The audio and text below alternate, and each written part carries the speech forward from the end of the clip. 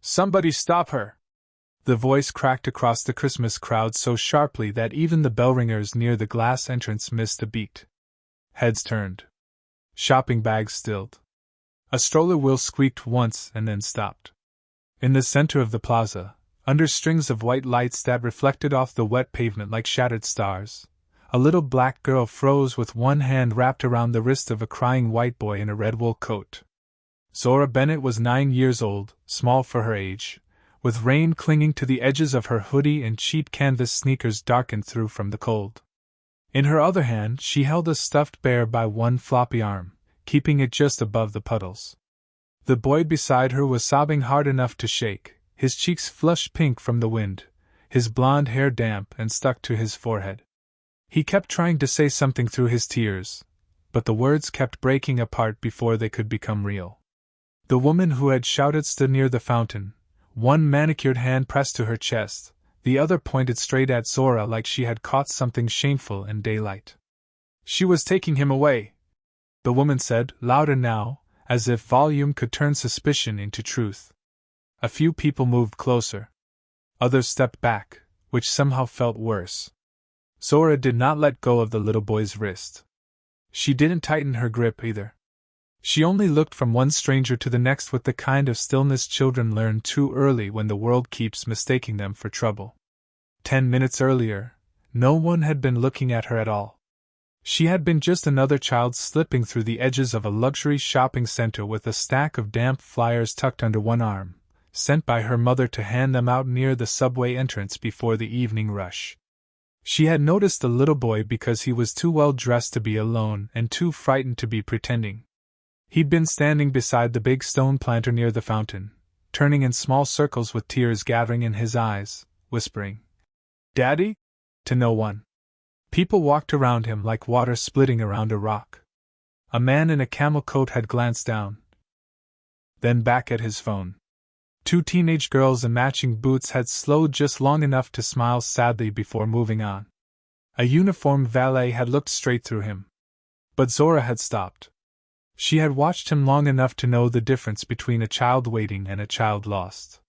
She had crouched down carefully, keeping a little distance, and said in a soft voice, "Hey! You okay?" He had looked at her like drowning people look at shore. "I can't find my dad," he had whispered, lips trembling so badly she almost didn't catch the words. So she had done the only thing that made sense to her.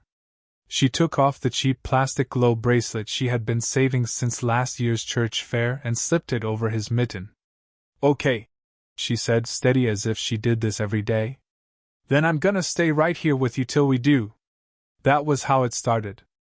Not with danger. Not with drama. Just a little girl deciding that a smaller child should not have to be scared alone. Now the same hand that had reached out to comfort him was being watched like a threat. The little boy suddenly clung tighter to her sleeve. "Don't!" he cried when a security guard took a step forward. "Don't make her go." The crowd shifted again, not quite ashamed, not yet convinced. The Christmas tree towering over the plaza glowed gold and red above them, beautiful and useless. Somewhere nearby, roasted chestnuts smoked from a silver cart, mixing their warm smell with rain and car exhaust. Zora could feel the wet cold creeping through her socks, but she didn't move. Her fingers were numb around the stuffed bear. Her throat felt tight. Still, when the guard said, "Honey, step away from the boy," she lifted her chin and answered in a voice so quiet it made everyone lean in to hear it. He was alone.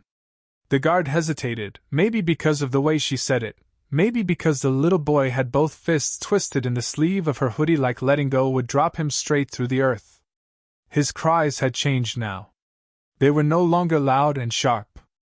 They came in broken little pulls of breath, the kind that made his shoulders jump under his coat. Zora looked down at him, and then back up at the faces circling them, all polished shoes and wool coats and impatient eyes, and for a second she felt very small under the Christmas lights. Not because of the crowd. She was used to crowds. She was used to being overlooked in grocery aisles, talked over at school, waved aside by people in a hurry. No, what made her feel small was the boy's hand shaking in hers. That part mattered. That part made everything else feel far away. Rain ticked softly against the metal rim of the fountain. Somewhere behind the crowd, a delivery truck let out a tired beeping sound as it backed into an alley. Zora could smell cinnamon from the holiday kiosk, mixed with wet concrete and the faint burnt smell of pretzels turning too long under heat lamps. The world kept moving, but inside that loose circle of strangers, time felt stuck. The woman who had shouted first folded her expensive coat tighter across her chest and looked at Zora with the kind of suspicion that came too easily. "Then where are his parents?" she asked. Zora opened her mouth, but the boy answered before she could. "I lost my daddy," he said, voice thin and raw. He buried his face against her arm right after, as if speaking had cost him too much. That should have settled it. It did not. People did not always trust the truth when it came from the wrong face. Zora had learned that before she learned long division. She knew it from corner stores where cashiers watched her hands too closely, from teachers who praised other kids for being outspoken but called her attitude when she did the same, from apartment lobbies where grown folks clutched purses tighter when she and her mother stepped into the elevator smelling like laundry soap and winter air. She was only 9, but she knew the look. The look that decided what you were before you said a word. Still, she stood there steady. Not because she was fearless. She was scared. Her stomach felt hollow and fluttery, and she hated that so many people were staring. But Nana always said courage was just doing the gentle thing while your knees shook. So Zora kept her voice even. "He was by the fountain alone," she said. "He was crying. I stayed with him." The security guard, a tall man with a radio clipped to his shoulder, softened just a little. He crouched halfway, not enough to look threatening. "What is your name, sweetheart?" he asked the boy. The child lifted his wet face. "Noah," he whispered. "Noah what?" the guard asked. Noah blinked hard, thinking through tears. "Whitmore." The name did not mean anything to Zora. It did to someone else. A man near the edge of the crowd straightened so fast he nearly dropped his shopping bag. Another woman reached for her phone. The sound around them shifted, not louder exactly, but sharper, as if the air itself had suddenly become alert. Zora noticed it but did not understand it. She only noticed that Noah was starting to tremble again. His breath came quicker. His little chest rose and fell too fast under the red coat. She remembered her younger cousin breathing like that once during a summer blackout when the apartment got too hot and dark and everybody was talking at once. Too many voices. Too many hands. Too much fear. So she did the one thing that had worked back then. She turned away from the crowd, crouched low despite the cold water soaking through the knees of her jeans, and held up the stuffed bear. One button-eye was scratched, and its fur was wet from the pavement.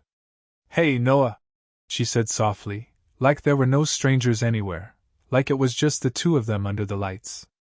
"Can you help me out for a second?" He sniffled and looked at her. "Your bear almost got left in the rain. Think he needs you." Noah stared at the toy, then reached for it with both hands. His breathing slowed by one small degree. Then another. Zora nodded like he had done something important, because he had. "That is right," she murmured. "You got him." And just like that, for one fragile quiet second, the whole shining plaza watched a little black girl calm the fear that none of the adults around her had known how to hold. Noah Whitmore. The name moved through the crowd like a draft under a locked door, subtle at first, then impossible not to feel. One man lowered his phone and stared harder. A woman in a cream scarf whispered something to the person beside her. The security guard's hand rose to his radio, not in alarm now, but with the sharp focus of someone suddenly aware that this was no ordinary lost child. Zora noticed the shift right away. People were still looking at Noah, but they were no longer looking at him like he was just a frightened little boy separated from his father near a fountain. They were looking at him like he belonged to someone important. She did not know what Whitmore meant in that plaza, only that it changed the air. It made strangers stand straighter. It made their concern look more polished. Noah hugged the damp bear to his chest, his fingers sinking into the matted fur, and leaned against Zora's shoulder, as if her small body were the only steady thing left in the whole bright, slippery evening. The Christmas music piping through hidden speakers shifted to a slower song, soft bells and piano notes, floating above the wet pavement. It should have sounded cozy. Instead, it made everything feel lonelier. "Can you tell me your daddy's first name?" the guard asked gently. Noah sniffed and rubbed his nose against the sleeve of his coat. "Grant," he whispered. "Grant Whitmore." This time even Zora heard the reaction. A breath here. A murmur there. Somewhere behind her, a woman actually gasped. She glanced up, confused, and caught pieces of the whispers drifting through the rain. "Whitmore Capital. The tower on 5th. That cannot be his son." "Oh my God!" Zora looked back at Noah. None of that mattered to him. He was 5, maybe 6, with red ears from the cold and tears drying tacky on his cheeks. His mitten was missing from one hand. His lower lip trembled every few seconds like the fear was still shaking loose inside him even after the worst of the crying had stopped. Rich or not, famous or not, he was still just a little kid who had been left alone too long. That was the only part Zora trusted. The security guard spoke quietly into his radio, then stood and scanned the plaza. More guards were moving now, threading through the holiday crowd with urgent faces and dark coats, beaded with rain. A woman in a store uniform came out holding a navy umbrella that nobody took. The first woman, Vanessa Hale, the one who had yelled for someone to stop Zora, suddenly looked less certain than before. She shifted her purse higher on her shoulder and glanced around as if hoping the crowd would forget how quickly she had pointed a finger. Zora did not look at her for long. She was busy noticing Noah's breathing again. It had picked up. Not full panic yet, but close. Too many voices. Too many shoes splashing through puddles. Too many adults leaning in with questions he did not know how to answer. His small hand found the edge of her hoodie pocket and gripped it tight. "I want my dad," he said, and this time the words came out so small they barely seemed to reach the air. Zora turned toward him fully, making a quiet wall out of her body, shutting out as much of the crowd as a 9-year-old girl could. "He is coming," she said, though she had no way to know that. "How do you know?" Noah asked. His eyes were glassy again. Zora glanced up at the giant Christmas tree rising over the plaza, all white lights and silver ribbon, reflected in the puddles below like something doubled, something almost dreamlike. Then she looked back at him and answered with the plain honesty children trust most. "Because people do not say a name like yours and then just stand around." Noah stared at her for half a second, not because he understood the words, but because he heard the certainty in them. Zora reached up and adjusted the collar of his coat, tucking it closer around his neck. Her own fingers were red from the cold. Her hairline was damp where the hood had slipped back. The flyers she had been carrying earlier were gone now, probably soaked through somewhere near the planter, and she knew her mother would worry when she did not get home on time. She thought of their apartment, the humming radiator that only worked on one side, the smell of onions and rice that usually lingered in the hallway, the way her mother checked the window every few minutes after dark if Zora was late by even 10 minutes. She should have been anxious about that. Maybe she was. But standing there with Noah pressed close to her side, she could not bring herself to leave. Nana used to say some moments picked you, and when they did, you either showed up or you spent years wishing you had. A gust of December wind swept through the plaza, rattling the metal ornaments on a nearby wreath display. Noah flinched at the sound and buried his face against her arm again. Zora laid one hand lightly over the back of his coat and looked out at the sea of strangers, the glass storefronts, the glowing decorations, and all that polished holiday beauty that had somehow made room for fear right in the middle of it. Then from somewhere beyond the barricade of shoppers and umbrellas, a voice cut through the rain, raw with panic and carrying the kind of authority that comes from love, money, and terror all at once. "Noah!" The voice came again, closer now and breaking at the edges. "Noah!" It was not the polished voice of a man used to conference rooms or microphones or people waiting for him to speak. It was the voice of a father who had been afraid for too long. The crowd opened in uneven pieces, umbrellas tilting, shopping bags brushing against wet coats, and a tall man in a dark overcoat pushed through the center of it with rain on his shoulders and panic written plain across his face. He looked younger than the whispers had made him sound, not because his face was boyish, but because fear had stripped something formal out of him. His hair was damp at the temples. His jaw was set too tight. The expensive coat, the gleaming black shoes, the watch catching the Christmas lights at his wrist, all of that said money. But his eyes said only one thing. Please let it be him. Noah lifted his head at once. The bear nearly slipped from his hands. Daddy. The word was small, but it changed everything.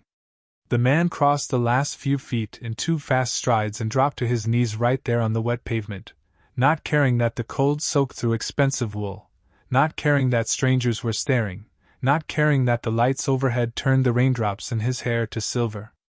Noah let go of Zora's sleeve and stumbled into his father's arms so quickly it looked like gravity.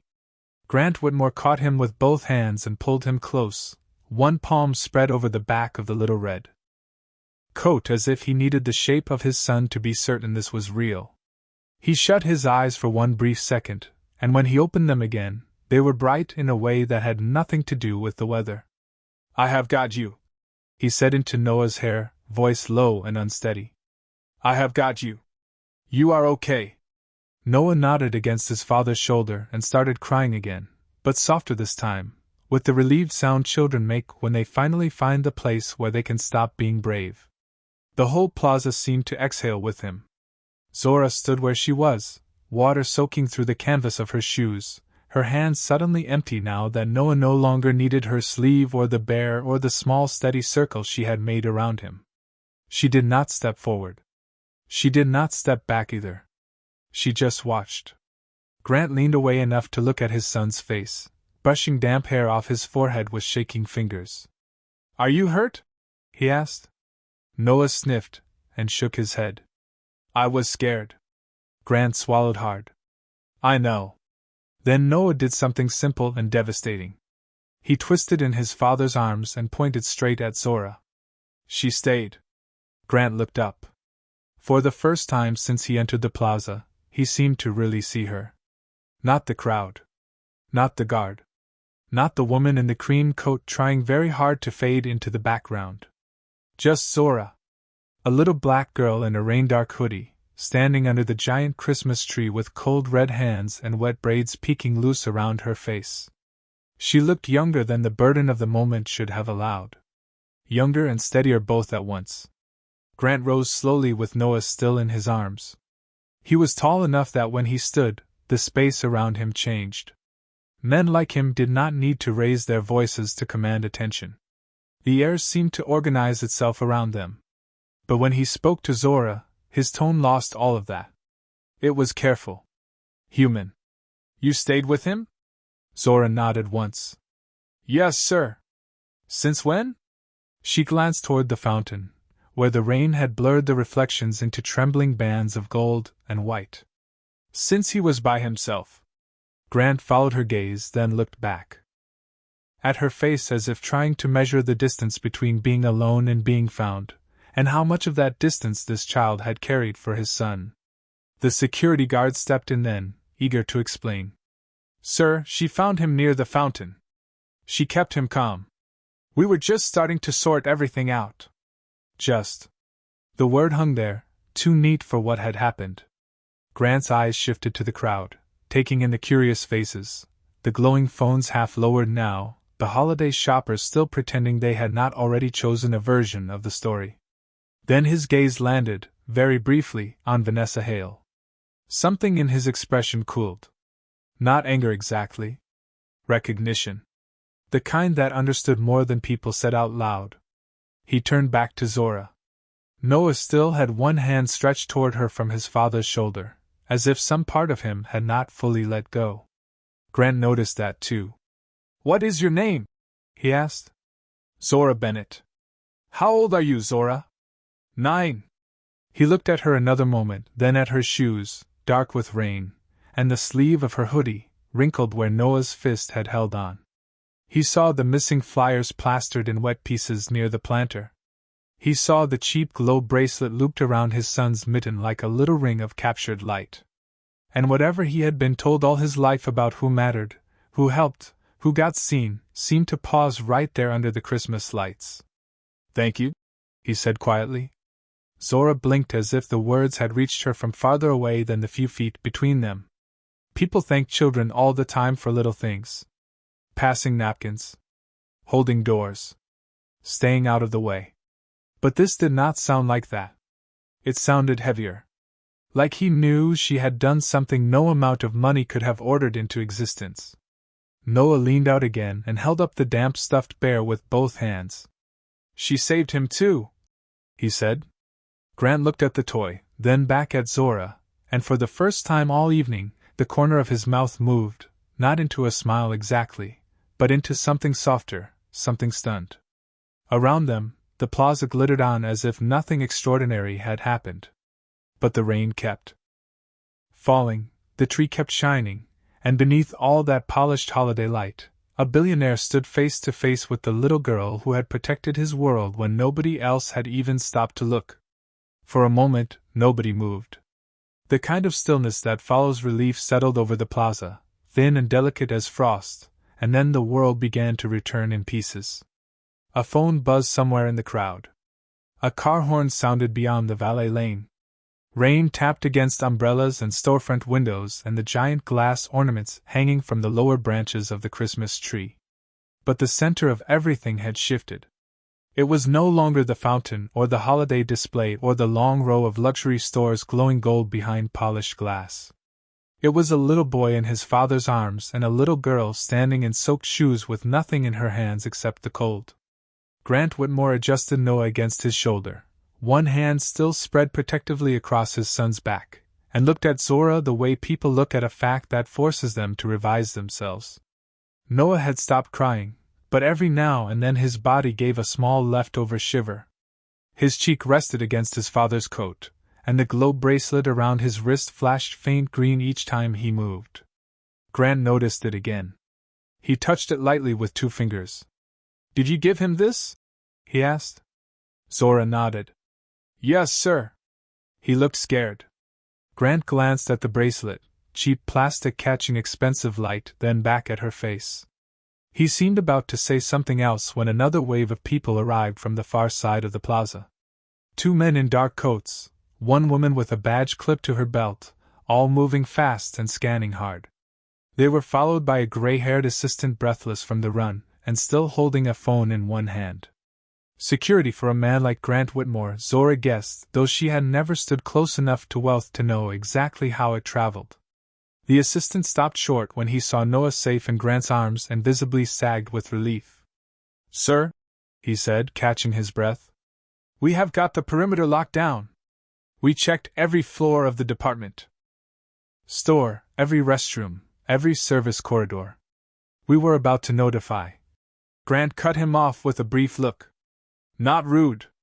Just final. He is here." The assistant nodded quickly and stepped back. The woman with the badge began asking the security guard for a timeline, her voice efficient and low, but Zora was only half listening. She was thinking about the time. Thinking about the bus. Thinking about her mother glancing at the clock in the kitchen and wiping her hands on a dish towel and trying not to panic before panic came anyway. The plaza suddenly felt farther from home than it had 10 minutes earlier. She looked down at her shoes. The canvas had gone dark and heavy with rain, and the rubber edge on the left toe was peeling back just enough to catch on rough pavement. Her socks would be soaked through by now. She curled her toes inside them and hoped nobody noticed. Noah did. He leaned back in his father's arms and looked at her with solemn little eyes. "She was cold," he said. Grant followed his son's gaze downward. He saw the shoes, the thin hoodie, the frayed edge of one sleeve where the seam had been repaired by hand, and his face changed in a way Zora could not quite name. It was not pity.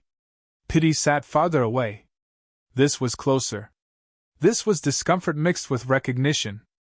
Like he was seeing details that should have been obvious long before he arrived. "Where is your coat?" he asked. Zora blinked. "I do not have one like that. she said, glancing at Noah's red wool jacket and then away again. She had not meant it to sound sharp. It did not. It just sounded true. A few feet away, Vanessa Hale shifted where she stood. Grant turned his head slightly toward her. "You were the one who shouted?" he asked. The question was calm enough to make the answer harder. Vanessa smoothed a hand over her hair, though the rain had already touched it. "I thought the child might be in danger," she said. "I was trying to help." Grant looked at Zora, then at Noah's hand still reaching toward her whenever he thought nobody noticed, then at the damp stuffed bear and the glow bracelet and the rainwater darkening the knees of a 9-year-old girl who had stayed when every adult with dry shoes had kept walking. When he spoke again, his voice remained level, but something in it had turned to glass.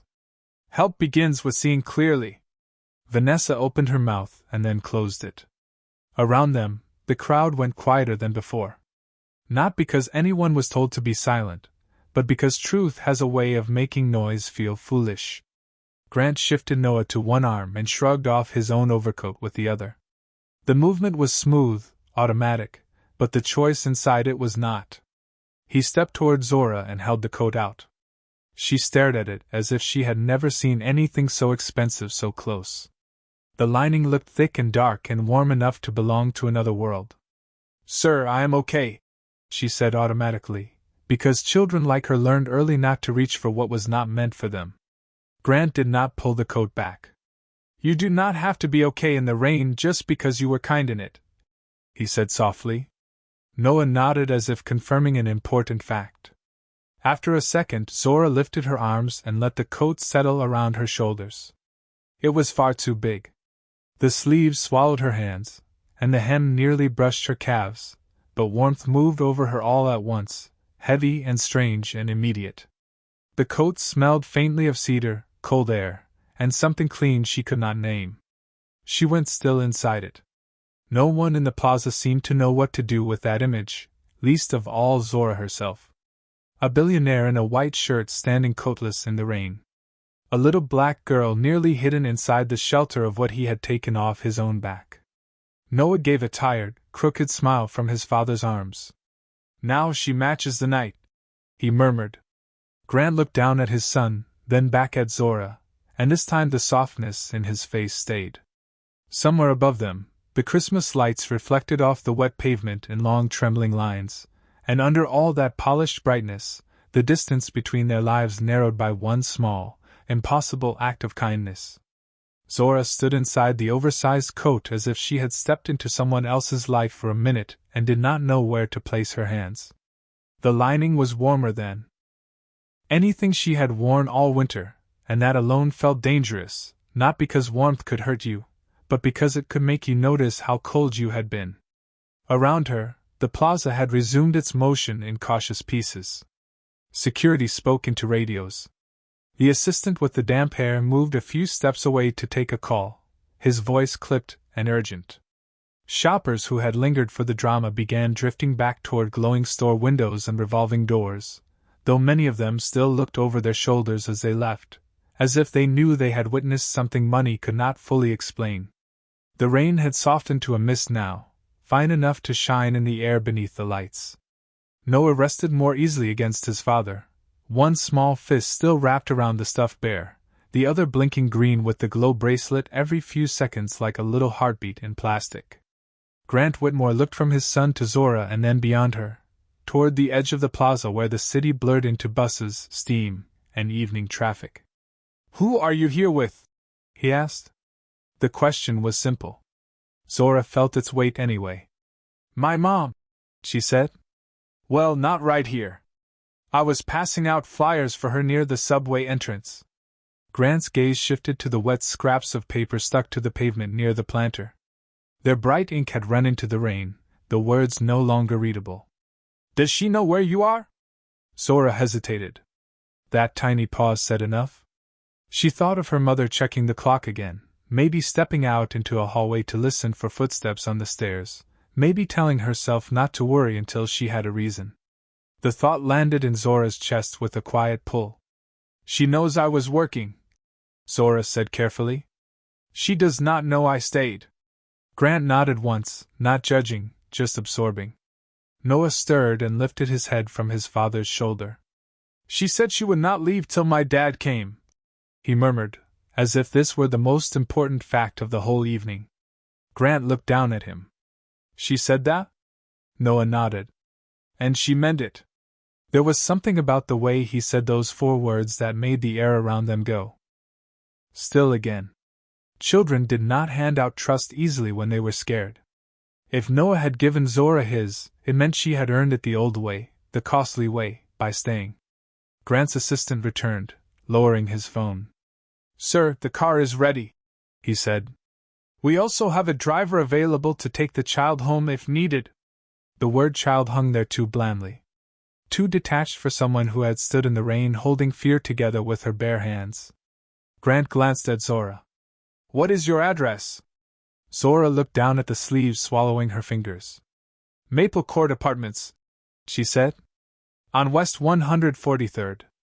The assistant's expression did not change much, but Zora caught the almost invisible flicker of recognition. The kind people got when they placed a neighborhood on a mental map and attached a story to it before they ever set foot there. She knew that look too. Grant noticed it as well.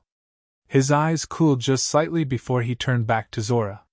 You should not be getting home alone tonight, he said. Zora's chin lifted on instinct. I can take the bus. I believe you, Grant said. That is not the point. His voice stayed quiet, but there was a steadiness in it that made argument feel smaller. Noah reached out toward Zora again. Come with us, he said, not as an order, just a plea wrapped in tiredness. So my dad can tell your mom. Zora blinked. The idea felt too large. Too polished. Too much like stepping through one of those luxury store windows where everything looked soft and expensive and breakable. She had never ridden in a car with leather seats. She had never been invited into the protected circle around people like this.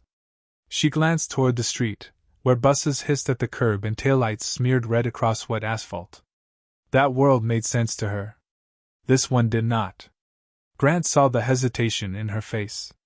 You would not be coming as a guest to impress, he said gently. You would be coming so your mother hears what happened from me, not from worry. Zora looked at him then, really looked. He was coatless in the cold now, white shirt damp at the shoulders, hair touched by mist, one hand still supporting the back of Noah's red coat. He no longer looked like the kind of man the city built room around. He looked tired, grateful, and determined in the way adults got when they realized the next choice would say something permanent about who they were. Nearby, Vanessa Hale shifted again, perhaps hoping to disappear before her part in the evening hardened into memory. The security guard pretended not to notice her. The Christmas music changed songs once more, soft strings rising under the sound of distant traffic. Zora thought of her mother's face. Thought of the flyers ruined in the rain. Thought of Noah by the fountain, alone in a crowd full of people too polished to bend down. Then she thought of Nana's voice, warm and certain, saying that when the truth came to your door, you opened it clean. Okay, Zora said at last. Noah's whole face loosened with relief. Grant gave one small nod, not triumphant, just thankful. Thank you, he said again, and somehow it did not sound repeated. It sounded deeper than before, as if what he was thanking her for had grown larger the more he understood it. The assistant moved at once, signaling toward the curb. Across the street, a long black sedan pulled forward through the drizzle, its headlights washing silver over the wet pavement. People noticed, of course they did. A car like that drew eyes even in Manhattan. But under the Christmas lights, with the rain thinning and the city breathing around them, the most extraordinary thing was not the car or the money or the security detail. It was that a little black girl from Maple Court Apartments stood wrapped in a billionaire's coat, about to be driven home not because she had asked for anything, but because she had done the one rare thing the world almost never rewarded enough. She had stayed. The black sedan waited at the curb like a piece of the city had been polished separately from everything around it. Rain shimmered across the roof in thin silver lines. A driver in a dark cap stepped out the moment he saw Grant approaching and opened the rear door without a word.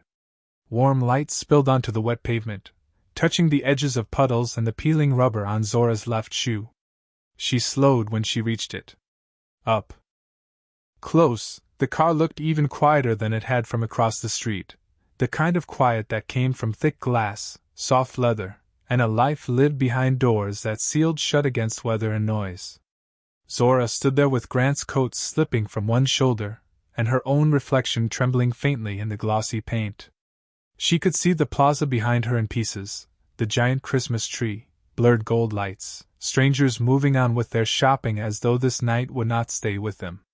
Noah leaned from his father's arms toward her.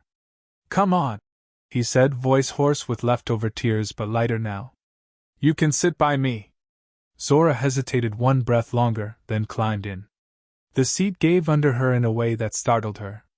It did not spring back hard like the cracked vinyl seats on the bus. It held her. The warmth inside the car wrapped around her at once, rising from vents hidden low near the floorboards, carrying the faint smell of leather, clean wool, and something woodsy and expensive that still lingered from Grant's coat. She tucked her feet carefully back, afraid of dripping too much on the mats. Noah climbed in beside her with his stuffed bear, and Grant followed after him, ducking his head beneath the doorframe before settling across from them. The driver closed the door, and just like that, the city outside became quieter, blurred behind rain-specked glass and the soft glow of holiday lights sliding past. Zora had never heard silence like that in a moving car. It was not true silence, of course. The engine hummed low. Tires whispered over wet pavement. Somewhere near the front, the driver spoke briefly into a headset. But compared to subway brakes, hallway arguments, radiator clanks, and sirens climbing the avenue after dark, this felt like being inside a held breath. Noah sank against the seat and looked at Zora with the open exhaustion of a child whose fear had finally run out of room. He still clutched the damp bear in one hand. The glow bracelet blinked softly against the red sleeve of his coat. "You can keep the bear dry now," Zora said, because it was the first ordinary thing she could think of. Noah looked down at the toy as if he had almost forgotten it. "His name is Marshmallow," he said. Zora blinked. "That is not a bear name." Noah's mouth twitched. "He likes marshmallows." "Does he?" she asked. Noah nodded with complete seriousness. "The little ones." Zora let out the smallest laugh, more breath than sound, but it changed the air inside the car. Grant noticed. She could tell by the way his shoulders loosened for the first time since the plaza. He leaned back against the seat and rubbed one hand slowly over his face, not to hide anything, just to gather himself.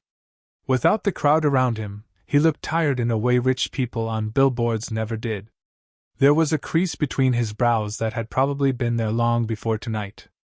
"Thank you for coming with us," he said after a moment. "I know this is unusual." Zora kept both hands tucked inside the long sleeves of his coat. "Yes, sir," she said. Then, because honesty came easier when the city was moving by in soft wet light beyond the window, she added, "I have never been in a car like this before." Grant glanced around as if seeing it from outside himself. The polished trim. The stitched leather. The little screen glowing faintly between the seats. "It is still just a car," he said. Zora looked at the window, where Fifth Avenue slid past in reflections and rain. "Not where I live," she answered quietly. Grant did not reply right away. Noah looked between them, not fully understanding the words, but sensing the truth inside them. He leaned his head sideways until it rested lightly against Zora's arm. She stiffened at first, then relaxed when she realized he was simply tired. Very tired. Grant watched that too. "He does not usually settle with strangers," he said. "Especially not after he has been frightened." Zora looked down at Noah's blonde hair, still a little damp at the crown. "I was not a stranger for long," she said. Grant's eyes lifted to hers. Something moved in his face then, quiet and unmistakable. Recognition, maybe? Or humility. The kind that arrives late but stays.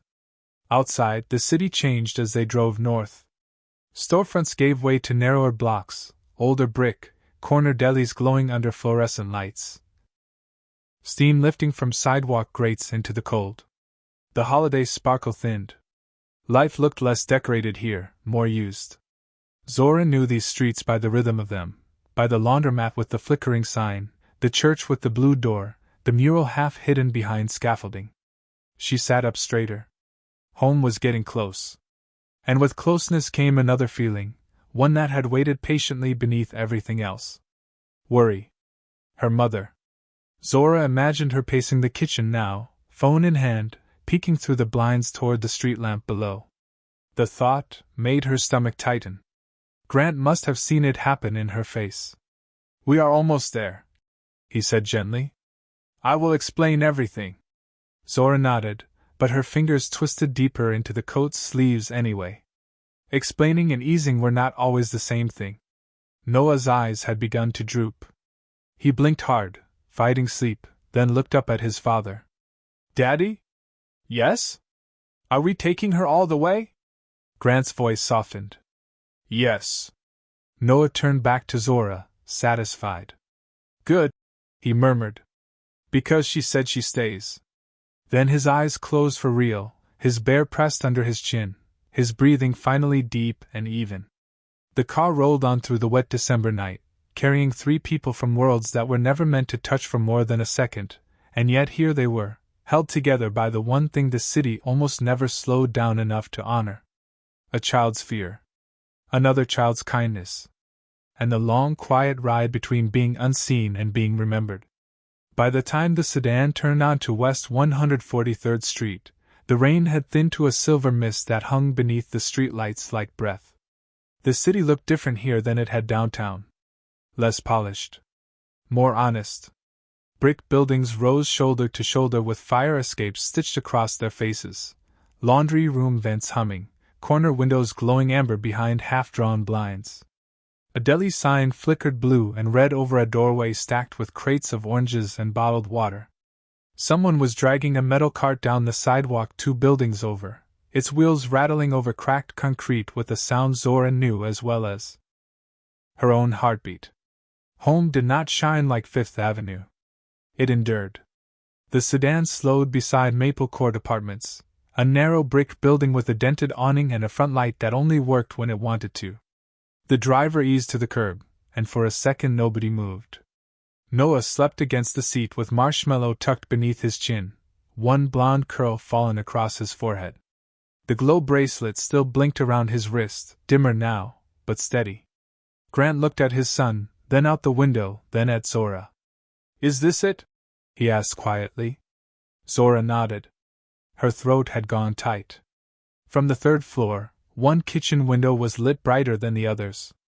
Even through the rain-specked glass, she knew that light. Knew the shape of the curtain with the frayed edge. Knew what it meant. Her mother was still awake. Waiting. Grant followed her gaze upward. He seemed to understand immediately. "All right," he said, more to himself than anyone else. The driver stepped out first and came around with an umbrella, but Grant shook his head once. "Stay with Noah."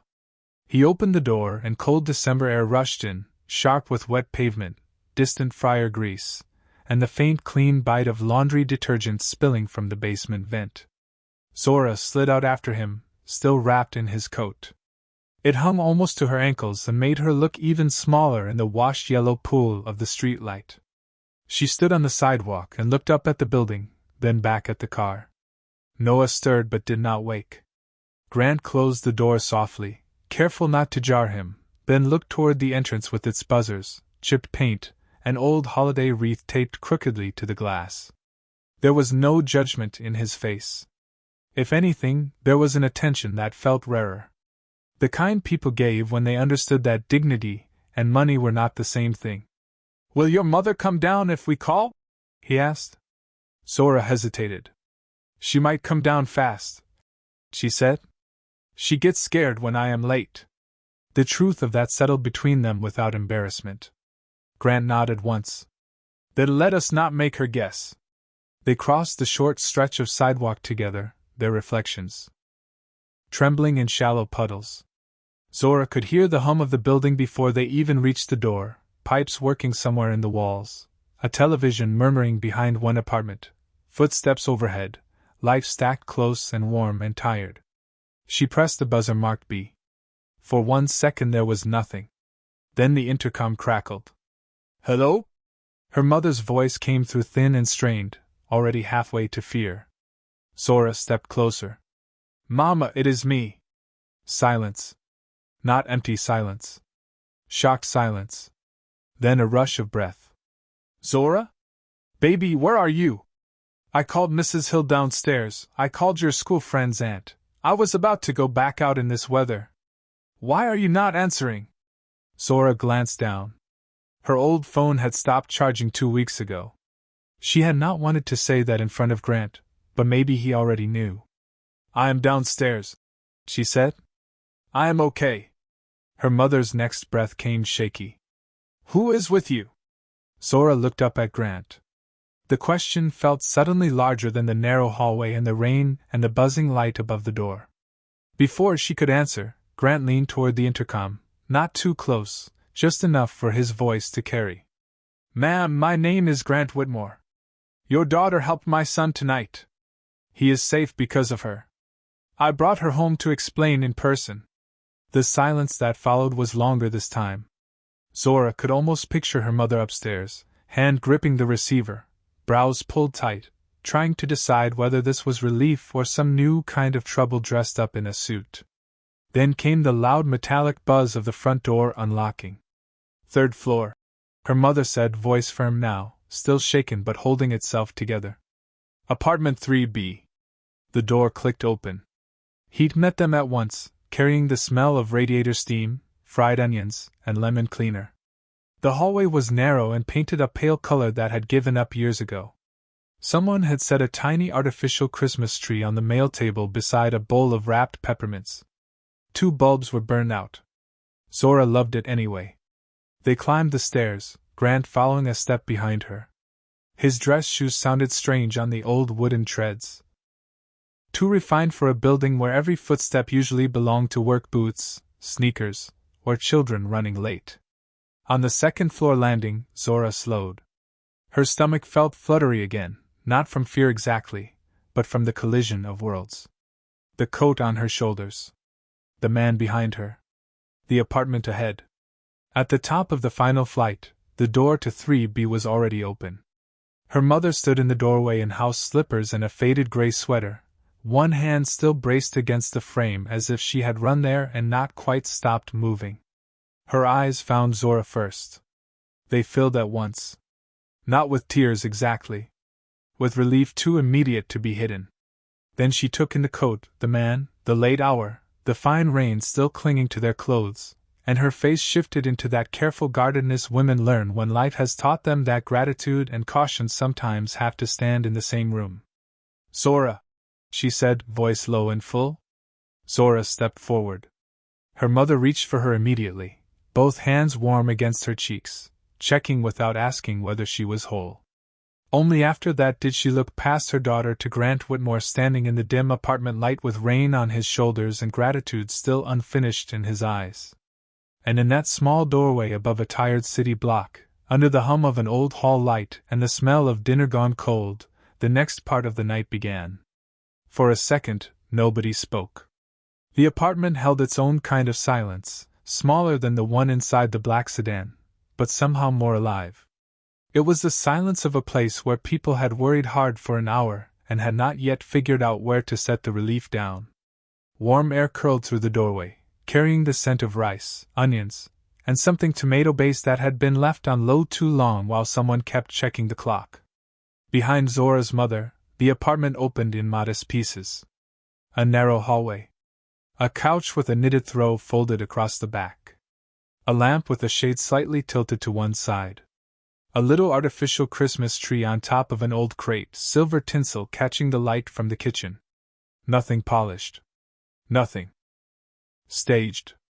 Everything used. Everything real. Zora's mother kept both hands on her daughter's face for a heartbeat longer, her thumbs brushing the damp edges of Zora's cheeks as if checking not just for injury but for proof. Then she drew back enough to really look. At the coat. at the wet braids clinging near her forehead, at the strange man in the hall with the bearing of someone the city usually made room for. Her shoulders stayed squared. Protective. "I am Monique Bennett," she said, her voice calm now, though the fear had not fully left it. "And I would like to understand why my child came home in someone else's coat with a man I have never met." The words were not rude. They were careful. Grant Whitmore seemed to recognize the care inside them for what it was. He did not step over the threshold. He did not reach for a handshake.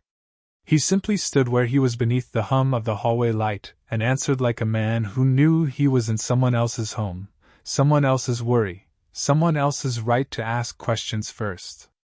"You should," he said quietly. "Your daughter found my son alone near the Christmas plaza downtown. He had gotten separated from me in the crowd. She stayed with him. She kept him calm. She did not leave him, even when other people made assumptions they should not have." Monique's eyes shifted to Zora at once. "Other people?" she asked. Zora lowered her gaze to the two long sleeves of Grant's coat. She could still feel the weight of strangers staring, still hear the sharp edge in Vanessa Hale's voice, still see how quickly the crowd had believed a story that made no room for her goodness. Before she could answer, Grant did it for her. "A woman in the plaza saw Zora holding Noah's hand and shouted for someone to stop her," he said. His voice remained measured, but something in it hardened on that sentence, just enough to show where the memory still scraped. "Your daughter was trying to protect a frightened child. Instead of helping, they questioned her first." Monique went very still. It was not the stillness of confusion. It was recognition. The old, familiar kind. Her eyes closed for half a second, then opened again. When she looked at Zora, this time, the pride in her face was wrapped tight around something more painful. "You stayed anyway?" she asked softly. Zora nodded. "He was crying." That was all she said. It was enough. Monique let out a breath that sounded almost like a laugh if laughter had a bruise in it. "Of course you did," she murmured. Then she stepped back and opened the door wider. "Please come in out of the cold." Grant hesitated just long enough to show he did not take the invitation for granted. Then he stepped inside. The apartment seemed to notice him immediately, not because of who he was, but because men like him did not often stand in kitchens like this with rain on their cuffs and gratitude in their hands. The radiator hissed from beneath the window. A pot simmered low on the stove, making the air soft with heat. On the counter sat a stack of grocery flyers, a chipped mug, and a phone plugged into a wall charger with a cord wrapped in electrical tape. Zora saw Grant notice all of it without staring. That mattered to her more than she would have expected. Monique motioned toward the small table by the kitchen, where two mismatched chairs faced each other, and a third had been pushed against the wall to make more room. "Zora, hang the coat before it drips everywhere," she said automatically, because mothers kept being mothers even when the world tilted. Zora carefully slipped out of the coat. The warmth left with it so quickly she almost missed it at once. She hung it over the back of the chair instead, not trusting the old wall hook was something that expensive. Grant remained standing. "Noah is asleep in the car with my driver," he said. "I did not want to bring him up and wake him when he had only just settled. But I wanted you to hear this from me tonight, not from a headline or some half-told version of it." Monique's brow furrowed. "A headline?" Grant seemed to realize how that sounded and gave the smallest shake of his head. "People were filming. There was a crowd. My name does not move quietly through public places." Monique looked toward the window as if the city outside might already be turning a private act of kindness into something public and distorted. Then she looked back at Zora. "Did anyone hurt you?" she asked, and even then her first concern had nothing to do with fame or billionaires or what this story might become. Zora shook her head. "No, Mama." Grant answered too, as though the question belonged to him now in some small way because he had witnessed the danger of being misunderstood. "No one touched her," he said. "But they should have trusted her much sooner than they did." Monique's gaze rested on him a moment. Measuring. Not his suit. Not his watch. Him. Whatever she found there seemed to soften one careful inch. "Sit down," she said. "Both of you." Zora slid into her usual chair at the table. Grant took the other one with a kind of deliberate care, as if he understood the sacredness of simple furniture when it was all a family had and all they needed. The coat draped over the chair back beside him like a dark, quiet bridge between two very different worlds. Outside, the rain tapped lightly against the window. Inside, under the yellow kitchen light and the low hum of the radiator, Monique Bennett folded her hands on the table and looked straight at the man across from her. "Tell me exactly what my daughter did," she said. And this time, when Grant Whitmore began to speak, it was not as a billionaire, not as a man accustomed to being listened to, but as a father trying to find the right words for the little girl who had stood between his child and fear when the world had almost chosen not to see her at all. Grant did not begin with the crowd or the shouting or the way the rain had turned the plaza lights into trembling ribbons on the pavement. He began with the fountain. With Noah alone beside it. With the terrible plainness of a small child being invisible in a city full of adults. His voice was quiet in the Bennett kitchen, so quiet that the hiss of the radiator and the soft ticking of the wall clock seemed suddenly louder around it. "When I lost sight of him," he said, "it was less than a minute at first. Or at least that is what I told myself. We had come downtown for the tree, for dinner, for a night that was supposed to feel normal." He paused there. One hand resting lightly against the edge of the table, fingers long and still.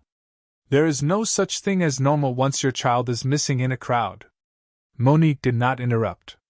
Zora sat with both hands folded in her lap, shoulders tucked small, listening as if she were hearing a different version of the night from farther away. Grant looked at her once before continuing. "By the time my security team reached the plaza, Noah had already been alone long enough to be frightened. Long enough to believe he had been left. Long enough for your daughter to be the first person who chose not to pass him by." Monique's eyes moved to Zora again, softer now, though the tightness in her jaw remained. "What exactly did she do?" she asked. Grant gave the faintest breath of disbelief, not at the question, but at how much one little girl had done before anyone important arrived to witness it. "She crouched down and spoke to him at eye level. She gave him a glow bracelet off her own wrist. She stayed with him when the weather turned colder. She held his hand when he panicked. She kept him anchored while a crowd of adults made everything worse by assuming before asking." Zora looked down at the table. The wood had an old water ring near one corner, pale against the dark finish. She traced it once with her eyes but did not speak. Monique did. "And when people accused her?" Grant's expression changed, almost too subtly to catch, but it passed across his face like shadow over glass. "She did not argue to protect her pride," he said. "She spoke to protect Noah. There is a difference. Most adults in that plaza did not seem to understand it." The kitchen felt smaller after that. Not cramped. Focused. As if every object in it, the chipped mug by the sink, the prayer card pinned near the light switch, the grocery list held to the refrigerator by a fruit magnet, had turned slightly toward the truth being told there. Grant leaned back a fraction, though not in comfort. More like a man trying to make room for honesty. "A woman saw Zora holding Noah's hand and made the worst assumption available to her. Others followed. Not because they had evidence. Because crowds are often eager to borrow fear from the loudest voice in the room." Monique's mouth thinned. It was not surprise in her face. It was old knowledge.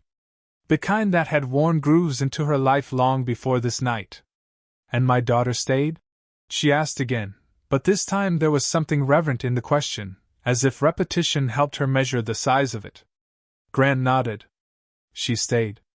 He turned toward Zora then, not formally, not as if giving a report, but with the directness people owe each other when something real has happened. "Noah calmed down because of you," he said. "Not security. Not the crowd. Not me, because I was not there yet. You." Zora lifted her eyes slowly.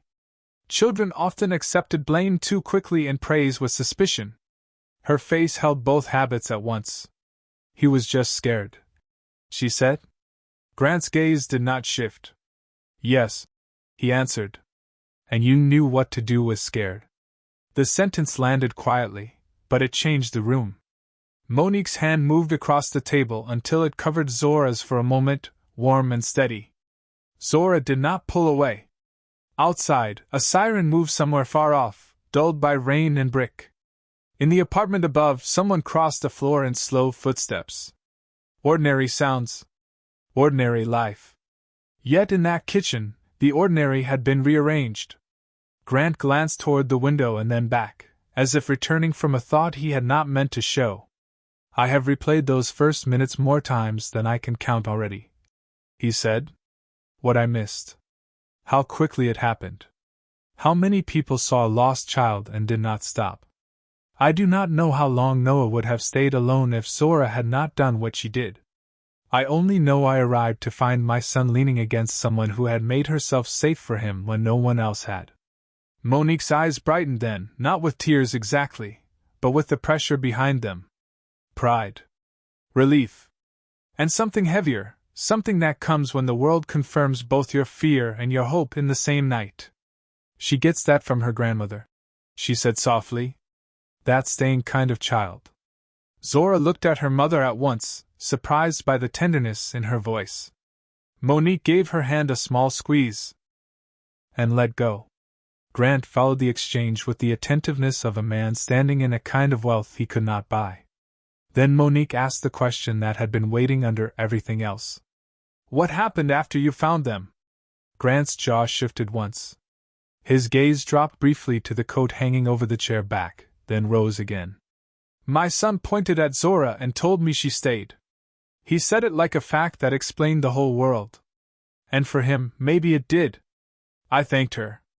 But the truth is, I did not understand the full weight of what had happened until later. Until I saw her shoes. Until I realized she had missed her bus.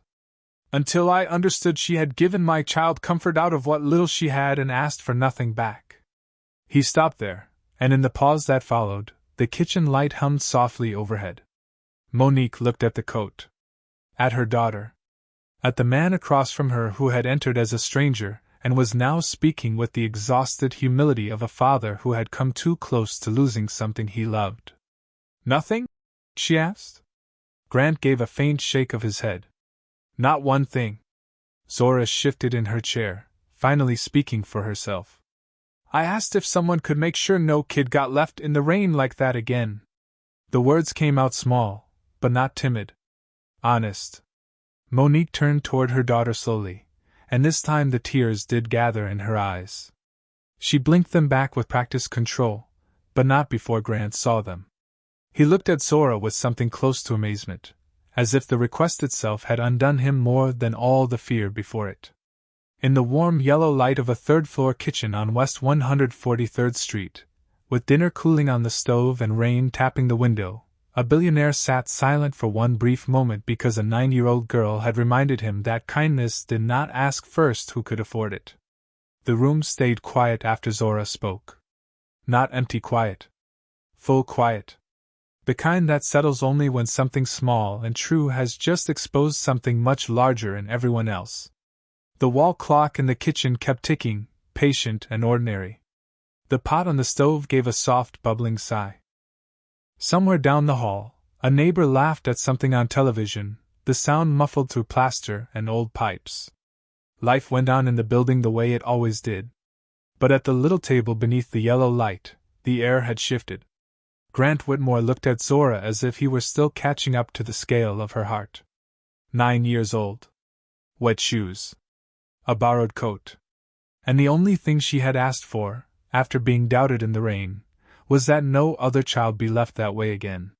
He lowered his gaze to his hands for a moment, fingers resting against the edge of the table, and when he looked up, there was no trace of polished distance left in him.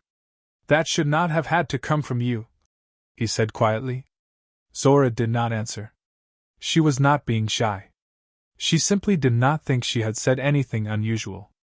To her, the sentence was plain. A child had been afraid. Adults should have done better. Monique saw that too.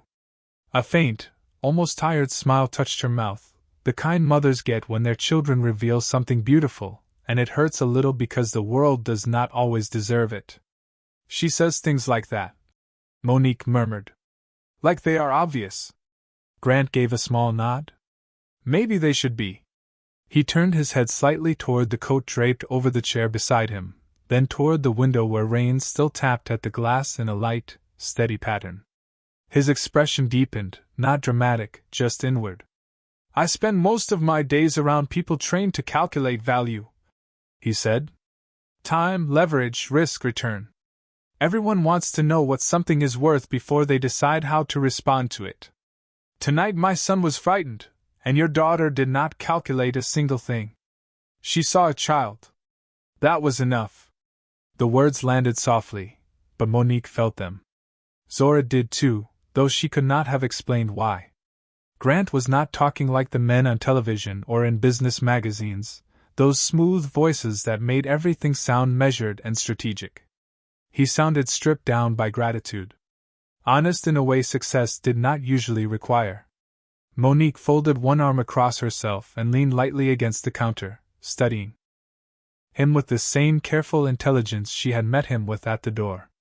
And what happens now? She asked. It was a mother's question. Not greedy. Not suspicious. Protective. What now, after a crowd, after a car ride, after gratitude had entered her kitchen wearing expensive shoes and a tired face? Grant did not rush to answer. That, more than anything, made Monique trust him a little more. Men who believed they could fix everything quickly usually had not understood the problem. Tonight, he said, what happens now is simple. You both eat dinner. Zora gets warm. Noah stays asleep in the car until I take him home and put him in his own bed. Tomorrow is when the larger part begins. Monique's brows drew together slightly. Larger? Grant nodded. There were cameras in the plaza. There were witnesses. There is security footage. And there is the plain fact that a child was lost in a public space where systems existed to keep that from happening. He looked toward Zora then, making sure she was following. Your daughter asked for one thing. I intend to honor it properly. Zora shifted in her chair. You mean the rain? Grant's eyes softened. I mean the people. That answer sat in the room for a second. Zora thought of Vanessa Hale's sharp voice. The crowd tightening before it understood. The way suspicion had arrived faster than help. Monique thought of 1,000 older versions of the same story.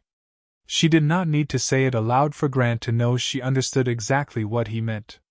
He leaned forward a fraction, not imposing, just earnest. I cannot undo what happened in those first moments, he said. I cannot undo what people assumed when they saw your daughter with my son. But I can make sure the people responsible for that plaza review every security protocol they have. I can require staff training. I can fund a child assistance station there during the holiday season if they do not already have one worth the name. I can also make it very clear, publicly if necessary, that the child who protected my son was not a threat. She was the reason he was safe when I found him. Monique looked at him for a long moment. Something in her face eased, though not completely. She had lived too long to be won over by promises alone. But she knew the difference between a man performing gratitude and a man rearranged by it. Publicly, she repeated. Grant nodded once. Only if you allow it. I will not put your daughter into something that makes her feel exposed. Not after tonight. Zora looked from one adult to the other, following the current of the conversation by emotion more than language. I do not want to be famous, she said. The sentence came out so direct that both adults turned to her at once. Grant's mouth softened at one corner. That makes sense, he said. Most wise people do not. Monique let out a quiet breath that might have become a laugh on an easier night. Zora went on, because once she started, truth tended to come clean. I just do not want kids to be alone like that. And I do not want people yelling first when somebody is helping. Grant's face changed again, subtly but unmistakably, as if each simple sentence from her kept revealing a deeper failure in the adult world he had mistaken for functioning. Then that is the part one will address, he said. Not by turning you into a story people consume. By making sure your kindness changes the rules in the place where it was tested. Monique glanced at the old phone charging on the wall, then at the grocery flyers on the counter, then back to the man at her table. Their lives were still wildly uneven, and both of them knew it. One night and one act of gratitude did not erase rent, school forms, dead batteries, overdue worries. But respect had entered the room and taken a seat. That mattered. Outside, a car door closed softly at the curb below. Noah still asleep. The driver still waiting. Grant rose then, slow and deliberate, and the kitchen seemed smaller around his height, though not less warm. He reached for his coat but paused when he saw Zora glance at it. "Keep it tonight," he said. "I can survive one cold walk to the car." Zora blinked. "Sir, I cannot." He smiled, and this time it was a real one. Tired, grateful, touched with something like wonder. "You already did more than enough. Let me lose one argument to common sense." Monique looked at the coat, then at her daughter, then at Grant. "We will return it cleaned," she said automatically. "You can return it whenever you like," he replied. "Or not at all. That part does not matter." But they all knew it did matter, not because of the coat itself, but because of what it meant to let something valuable remain in a home like this without suspicion attached. Zora stood too, the sleeves falling past her hands again as she slipped back into its warmth. Grant moved toward the door, then stopped and looked at her one last time. "You did not know who my son was tonight," he said. Zora shook her head. "No, sir." "Would it have changed anything if you had?" She answered so fast it almost interrupted the air. "No." Grant lowered his head once, as if accepting a truth he wanted to carry carefully. "That," he said, "is exactly why I will remember you for the rest of my life." Grant stood in the doorway only a moment longer, the hall light drawing a pale rim around his shoulders, before Monique walked him out and Zora followed with one hand still hidden inside the long sleeve of his coat. The hallway smelled faintly of old paint, warm pipes, and somebody's laundry soap drifting up from the basement. Down below, the front door opened with a tired groan and closed again against the mist.